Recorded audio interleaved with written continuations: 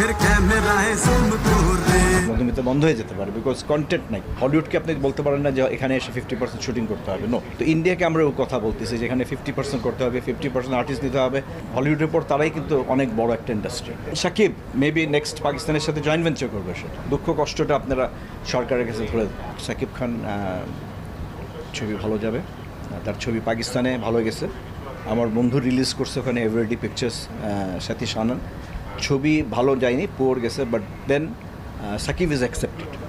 আমার কাছে ডকুমেন্ট আছে, বলছে সাকিব ইজ অ্যাকসেপ্টেড অ্যান্ড ঈদের ছবি সাকিবের সে চালাতে যাচ্ছে উইথ পাকিস্তান সাইমালটেনিয়াসলি, একসাথে রিলিজ। তো দেখেন আমাদের এই যে এখন সাকিব খান ইজ ওয়ান গাই যে ইন্টারন্যাশনালি সে এখন এক্সেলেন্ট হয়েছে। ইন্ডিয়াতে ছিল, এখন পাকিস্তানে ইজ বিন অ্যাকসেপ্টেড। তো আমি চাই আমাদের এই হলগুনা যেগুলো আজকে দেখেন এখানে আমরা একটা স্মরণ ইয়েতে আসছে, স্মৃতিতে আসছে। এই সাইফুল সাহেব মারা গেছেন, ওনার হলও ছিল রাজশাহীতে বন্ধ করে দিয়েছেন। এই হলগুলো কিন্তু মধুমিতাও কিন্তু বন্ধ হয়ে যাবে। যে সেন্টিমেন্ট, আমরা দেখেন এর মধ্যে কত কোটি টাকা খরচ করছি।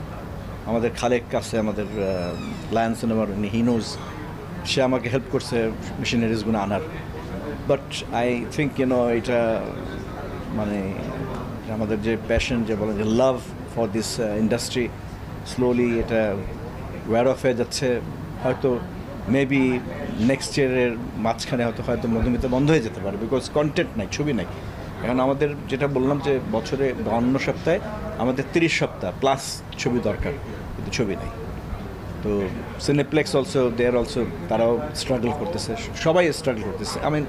আমরা যদি স্ট্রাগল করি তাহলে আপনার ঢাকায় তো আমাদের হলই আছে, আপনার আজাদ আছে, আনন্দ আছে, আর কোনো সিনেমা হলই নাই। জয়েন্ট ভেঞ্চার ছবি আমরা করলে আমাদেরকে জয়েন্ট ভেঞ্চার ধরেন, ইউ কান্ট ডিকটেট হলিউডকে আপনি বলতে পারেন না যে এখানে এসে 50% শুটিং করতে হবে, নো।